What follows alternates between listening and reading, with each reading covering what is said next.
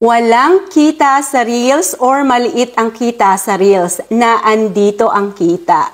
Ayan, today guys, isi-share ko sa inyo ang kitaan dito sa Facebook para sa mga nagsisimula pa lang sa mundo ng vlogging and content creation at para na rin sa may mga ads on Reels na mabababa ang kita. Eto guys, ito ang ating trabahuhin kasi naandito yung kita. Kung makikita nyo, ito yung ginagawa ng mga malalaking content creator.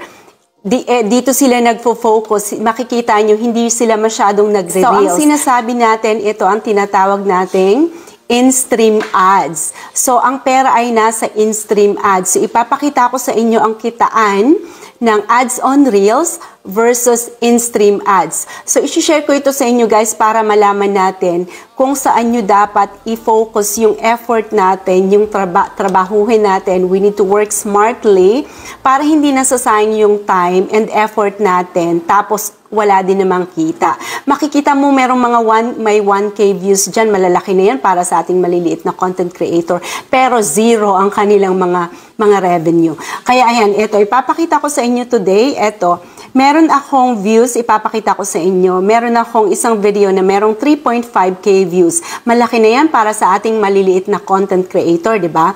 Pero yung view, yun, 3.5K views, pero meron siyang 0.04 cents lang.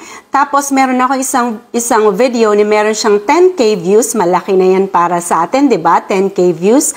Pero ang kanyang earning is only 0.10 cents. Yan. Tapos, meron ako isang video na nasa 20K, 19 point something, magti-20K na siya,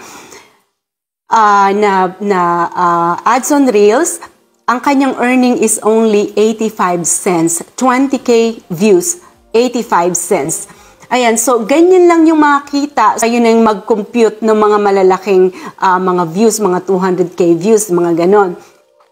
Pero, kung kayo ay magfo-focus sa in-stream ads, okay, sa in-stream ads na kailangan natin kunin yung 60,000 minutes, so ipapakita ko sa inyo ang kitaan ha, na meron lang siyang 785 views, okay? 785 views.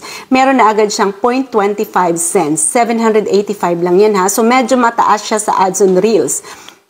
And also, meron akong 1.8K lang. 1.8K views pero meron na agad siyang 75 cents.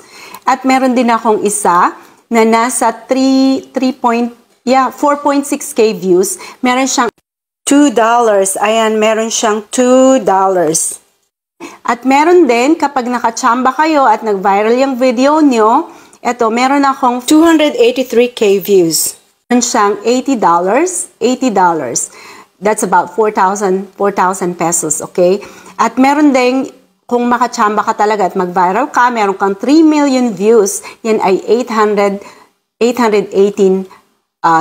So, nasa magkano? 8 times 5, nasa 40,000 plus. Ayan. So, ayan guys, pinapakita ko sa inyo kasi gusto kong malaman nyo at matulungan kayo, lalo pa sa mga bagong content creator at gustong pasukin ang mundo ng vlogging, na dito dapat nyo fino-focus yung mga effort natin. Gumawa kayo ng video na 3 minutes pataas.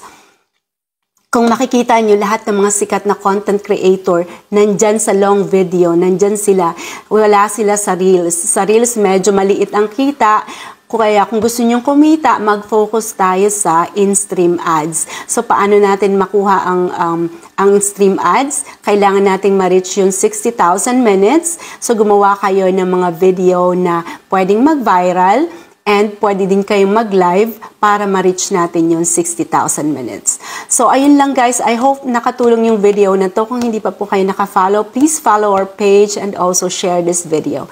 Thank you guys so much. See you next time. Bye!